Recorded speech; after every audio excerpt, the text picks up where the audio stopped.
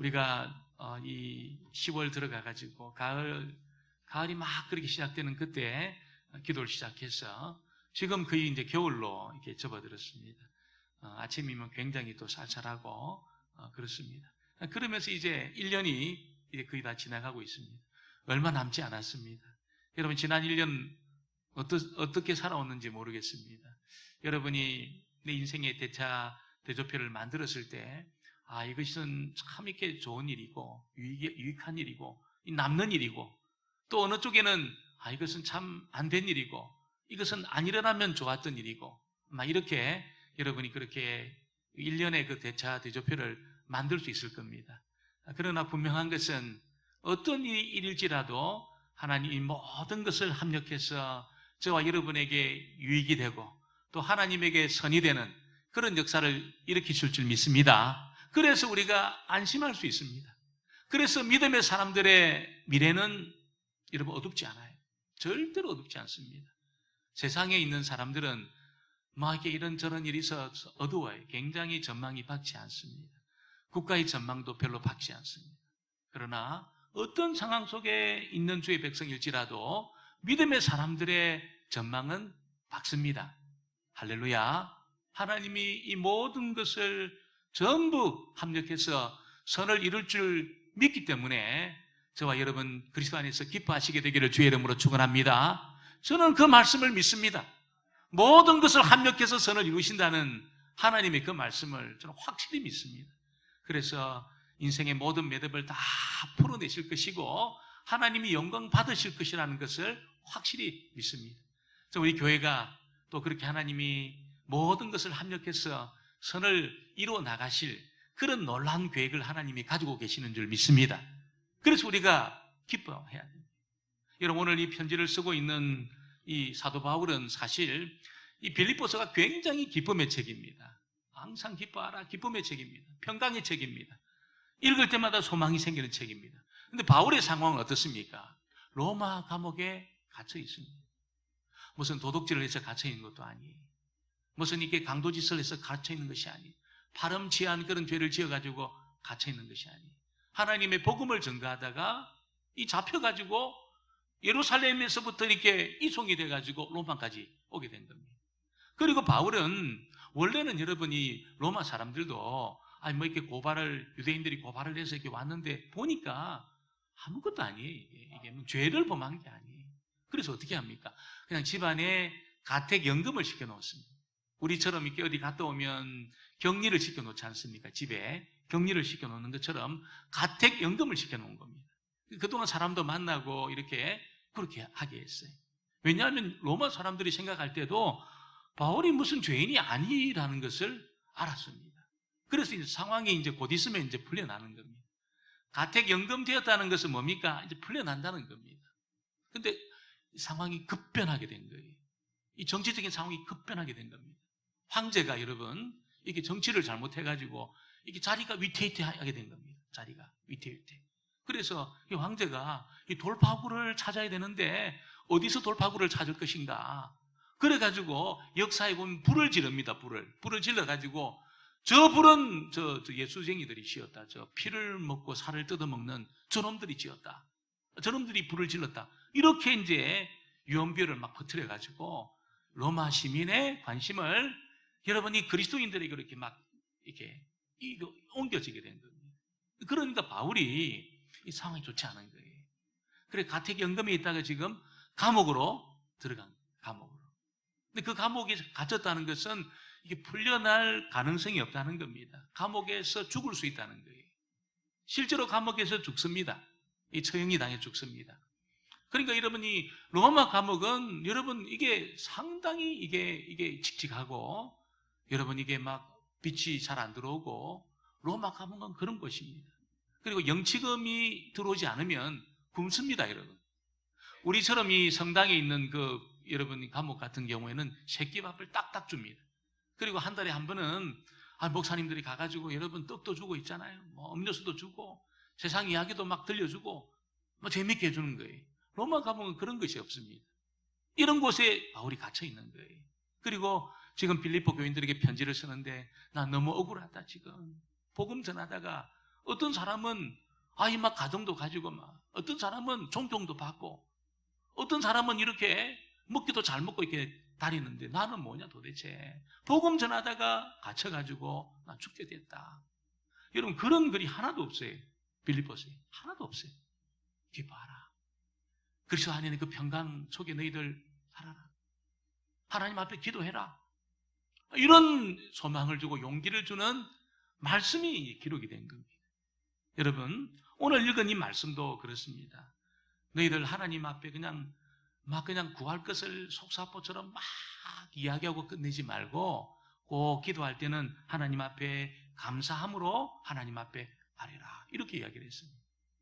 그 감사함으로 우리의 간구한 것들을 아뢰라. 이렇게 여러분 바울이 빌립보 교인들을 권면하고 있습니다. 그리고 하나님의 평강이 너희를 지킬 거니까 너희들 걱정하지 마. 그리고 여러분 이 4장 19절 보면 그리스도 예수 안에서 하나님이 영광 가운데 풍성한 대로 너희 모든 쓸 것을 다 채워주시고 내게 능력 주시는 자 안에서 내가 모든 것을 할 수 있어. 이런 말씀들을 주옥 같은 말씀들이지. 이런 말씀들로 그들을 권면하고 있는 것입니다.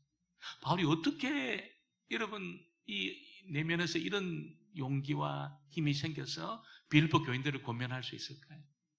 그냥 그렇게 나는 선생이고 나는 사도니까 자기 어떤 신분과 직분 때문에 글을 쓴 것이 아니라는 거예요. 바울 심령 속에는 정말 하나님이 부어주시는 흔들리지 않은 평강이 있었습니다. 하나님의 샬롬이 있었습니다. 하나님이 부어주시는 그 은혜가 바울에게 있었습니다. 그래서 그 바울이 이게 글을 쓰고 있다는 것이. 바울이 이렇게 놀라운 편지를 쓴 이유는 다른 것이 아니고 자기를 얼마든지 도울 수 있는 하나님이 있다는 것을 바울이 알고 있었어요. 자기 혼자 지금 들어와 있지 않다는 것을 알았습니다. 하나님이 바울과 함께 하고 있다는 것은 바울 알았습니다. 하나님의 임재를 경험하고 있었습니다. 아마 우리 성도님들 중에 하나님의 임재를 경험한 분들이 있을 겁니다. 물론 지금도 임재에 계시지만 물리적으로 내 속에 하나님이 임재해 있다는 것을 경험한 분들이 있을 거예요. 하나님의 성령이 부어지는 체험을 한 분들이 있을 거예요. 얼마나 그때 기뻤습니까? 얼마나 그때 좋았습니까, 여러분? 저도 개인적으로 주의 임재를 경험할 때 너무너무 좋은 겁니다. 너무너무 좋았어요. 너무너무 기뻤어요. 근데 집안 상황은 하나도 바뀌지 않은 것이죠. 하나도 바뀌지 않은 거죠. 변한 것이 하나도 없어요. 집안 형편은 변한 것이 하나도 없어요. 근데 한 성령이 임하니까 여러분 그것이 하나도 문제가 되지 않았어요. 집안에 있는 그 여러 가지 어려움들이 하나도 제게 문제가 되지 않았어요. 아버지는 연로하시고 있잖아요. 제가 태어나니까 이미 아버지가 이제 46살에 저를 낳은 겁니다. 어머니가 46살에 저를 낳은 겁니다. 제가 자라서 학교를 다니다 보니까 어머니는 할머니이세요, 할머니 여러분. 학교에 이렇게 부모님들이 초청하는데 보니까 전부 어머니가 다 젊은, 저희 어머니만 50이 넘으셔가지고 이렇게 막 할머니가 오신 거예요. 어린 나이에 얼마나 부끄러운지 제가 부끄러웠어요. 그러면 안 되는데, 막 부끄럽더라고요. 어머니가 할머니가 되니까, 그런 거예요. 어려웠습니다. 상당히 어렵고, 여러분, 제가 신학 간다고 그러니까 난리가 난 거예요, 집안에서. 난리가 난 거예요. 형님들하고만 난리가 난 거예요. 어머니는 말씀도 못 하시고 그냥 기도만 하시고 난리가 난 거예요. 여러분, 상황 바뀐 것이 하나도 없었습니다. 성령이 임하니까 하나도 문제가 안 됐어요. 할렐루야. 하나도 문제가 되지 않았어요. 여러분, 사도 바울에게 하나님이 임재하시고 있잖아요.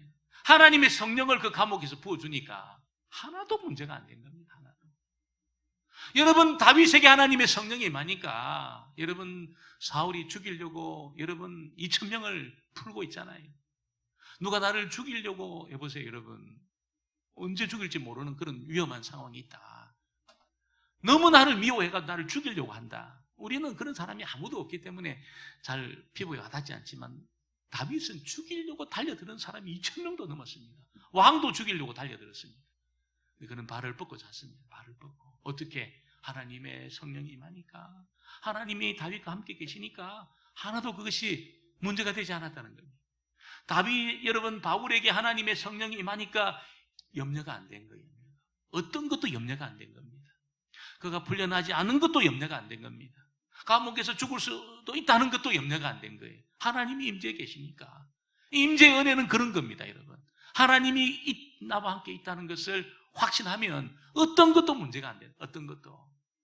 이 복을 받게 되기를 주의 이름으로 축원합니다. 이게 없으면 여러분 조그만한 폭풍우가 몰려와도 벌벌 뜹니다.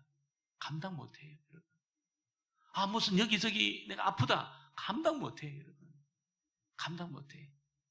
이제 병원에서 이제 어렵다. 감당 못해요. 그거를 감당을 못해요. 감당을 못해요. 그러나 하나님의 임재를 경험하고 있는 사람은 어떨까요?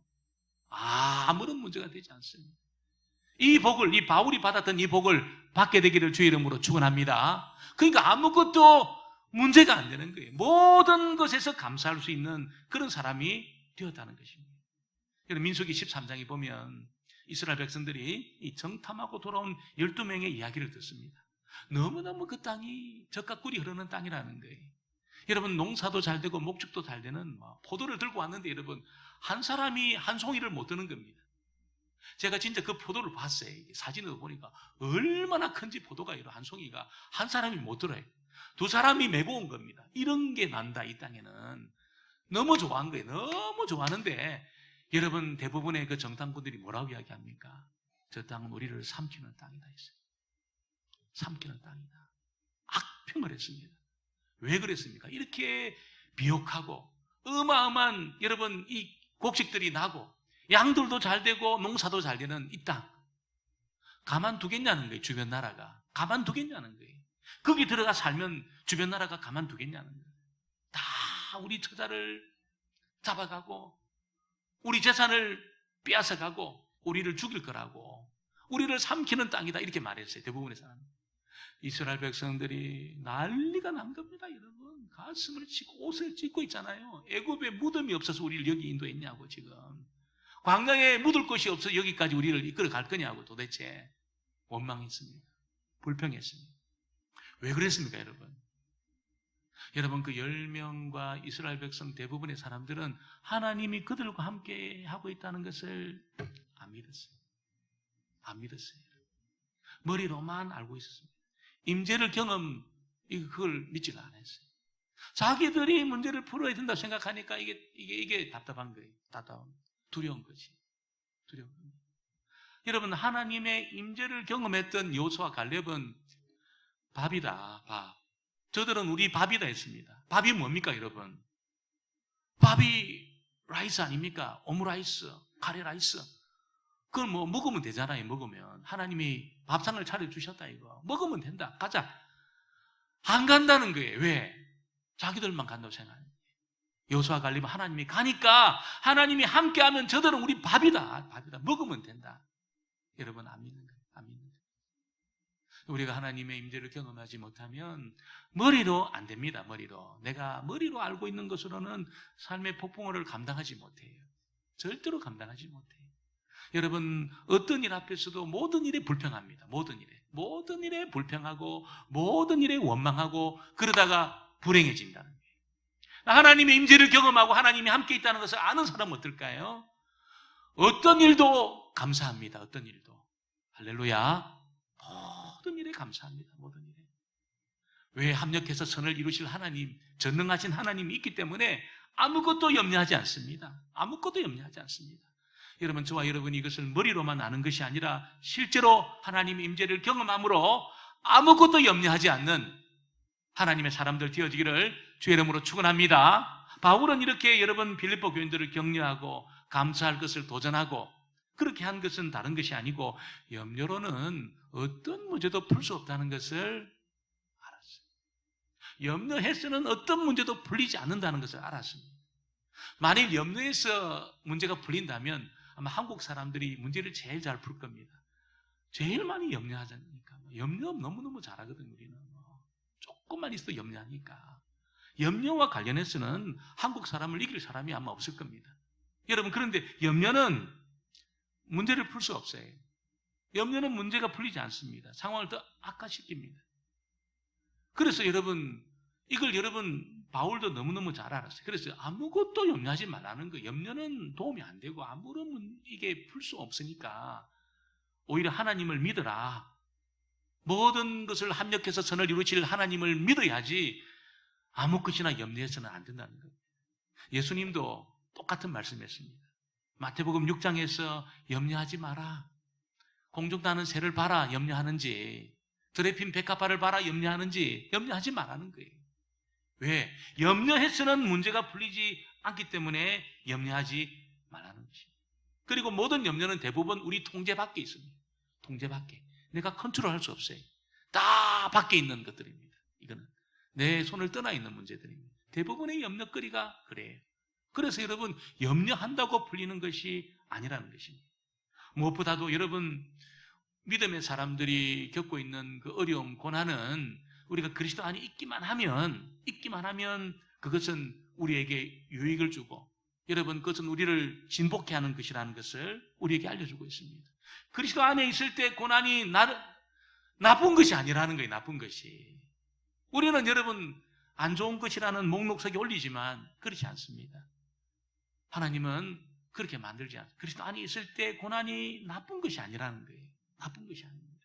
오늘 새벽에도 우리가 좀 말씀을 살폈지만, 요셉이 여러분 그 형들의 미움 때문에 인신매매 당해가지고 애굽으로 갔는데, 그것도 너무너무 무서운 사람들 틈에 간 거예요.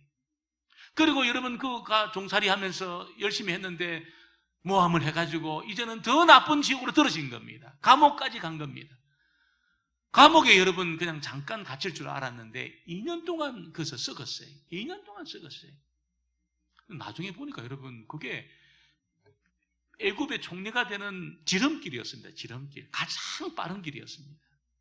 팔려가도 여러분 뭐 엄한데 팔려간 것이 아니고, 바로의 여러분 이 장관, 바로의 어떻게 보면 여러분 이 바로를 지켜내는 그런 비서실장, 그 집으로 팔려간 겁니다. 그 집으로. 바로의 최측근의 집으로 팔려간 거예요. 그리고 그가 간 그 감옥은 어떻습니까? 왕 옆에서 수정드는 여러분 그런 신하들이 있는 감옥으로 들어간 겁니다. 여러분, 자기도 모르는 사이에 보디발의 집에서 경영을 배운 거예요. 경영을 배운 겁니다. 그리고 그 감옥에서는 국가 경영을 배웁니다. 국가 경영을. 여러분, MBA 다 마쳤어요. MBA 2년 하잖아요. 감옥에서 MBA 과정을 다 마친 겁니다. 하나님의 지혜 주시는 것이 있지요. 실제적인 경험을 통해서 배웠지요. 바로가 여러분 맡겨주니까 어떻습니까? 일사천리로 애굽의 그 제국을 다스려 나간 겁니다. 애굽의 여러 가지 문제를 여러분 다 풀어낸 겁니다. 여러분, 그래서 그 고난이 이게 꼭 나쁜 것이 아니구나. 그리스도 안에서 고난이 이게 하나님의 뜻을 이루는 이 첩경이구나. 이게 지름길이구나. 이걸 여러분 우리에게 알려주고 바울이 이걸 알은 거예요. 그래서 염려하는 것은 가지고는 문제를 풀 수 없고, 하나님은 그리스도 안에 있을 때 이 고난도 유익하게 만들기 때문에 우리가 불평할 필요가 없다는 거예요. 염려할 필요가 없다는 것입니다. 여러분, 아무 것이나 염려하게 될 때 그 염려는 불평을 가져옵니다. 불평 불러와요. 이게 자석처럼 막 염려하는 사람에게 불평거리가 여러분 막 끝도 없이 쏟아지게 됩니다. 불평하기 시작하면 여러분 불행해집니다. 그 인생이 불행해져요. 아무리 잘 살고 있어도 불행해집니다. 불평하기 시작하면 내 입에서 불평이 터져 나오잖아요. 아무리 대단한 지위를 가지고 있어도 여러분 이게 행복하지 않아요. 불행이 막 달려드는 겁니다. 오늘 저와 여러분은 이 염려를 추방하시고 불평을 추방하시게 되기를 주의 이름으로 축원합니다. 그리스도 안에서 고난도 유익하게 하십니다. 불평으로는, 염려로는 어떤 문제도 풀 수 없다. 이걸 여러분 다 깨달으시고 염려를 추방하고 불평을 추방하시고, 오히려 내가 감사할 수 있는, 감사를 붙드는 모든 일에 감사하는 하나님의 사람들이 되어지기를 주의 이름으로 축원합니다. 오늘 세 번째, 바울은 여러분이 감옥에 있으면서 오히려 감사할 것을 도전한 것은 그가 이 감사의 위력을 알고 있었기 때문이라는 것입니다. 바울이 감옥에서 여러분 자기 신세를 한탄하고 자기를 돌아보면서 자기 연민에 빠졌다면 얼마든지 빠질 수 있는 사람입니다. 얼마든지 바울은 자기 연민에 빠질 가능성이 있는 사람이에요. 왜냐하면 다른 복음 전하는 사람은 감옥에 갇히지 않았거든요. 가정을 가지고 존경받으면서 다 그렇게 다니거든요. 자기만 이렇게 어떻게 잡혀가지고, 이것도 여러분 이게 막 잠시 잡힌 게 아니에요. 이게 몇 년 동안 감옥에 지금 갇혀 있는 겁니다. 몇 년 동안. 조금 풀려났다 또 들어오는 겁니다. 이런 식으로 몇 년 동안 갇혀 있으면서 그가 여러분 이렇게 어려운 시간들을 보내고 있으니까 얼마든지 자기 연민에 빠질 수 있었어요. 불평 가운데 있을 수 있었습니다. 그런데 여러분, 바울은 그렇게 하지 않았습니다. 불평하지 않았습니다. 빌립보서나 빌레몬서나 아니면 골로새서나 에베소서 다 감옥에서 쓴 책이에요.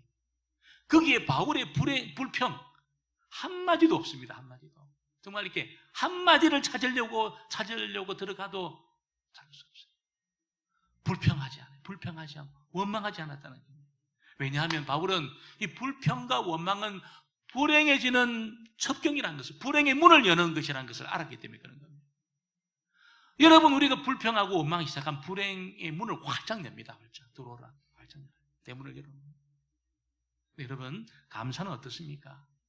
감사는 행복의 문을 여는 열쇠입니다. 열쇠.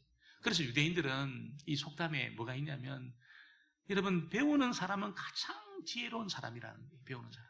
그러나 감사하는 사람은 가장 행복한 사람이라는 거예요. 그게 자기들 안에 늘 이렇게 여러분 이게 전해 내려오는 그런 이야기입니다.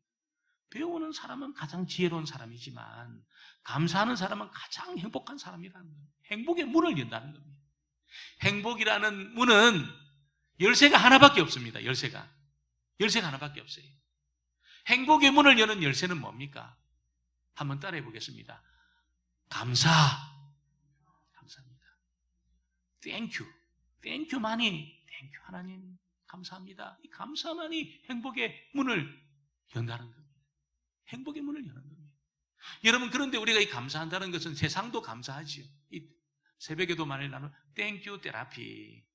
여러분, 물과 함께 복용해도 되고 물이 없이 복용해도 되고 Thank you 테라피. 아침에 복용해도 되고 저녁에 복용해도 Thank you 테라피 있습니다. 거기 실제로 있습니다. 감사하니까 어떤 이게 엔돌핀이 나오면서 이 기적을 일으킨다는 거예요.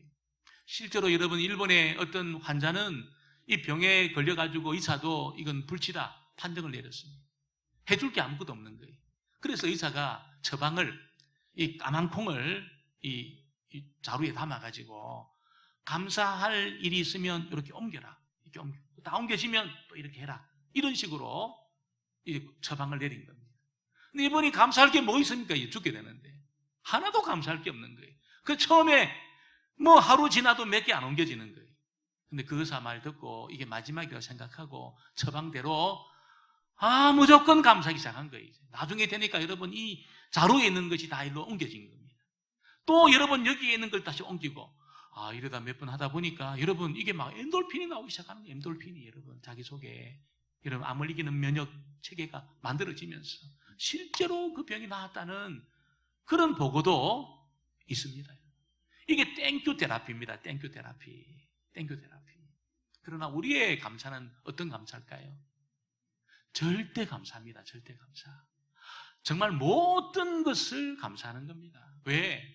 하나님이 합력해서 선을 이룰 것이기 때문에 여러분, 모든 것을 감사하는 겁니다. 모든 것을. Anything, everything, 모든 것에 대해서 다 감사하는 겁니다. 이 절대 감사지. 여러분, 이렇게 감사할 때에 여러분, 하나님이 그가 감사한 것 받으세요. 이걸 제사로 받으세요.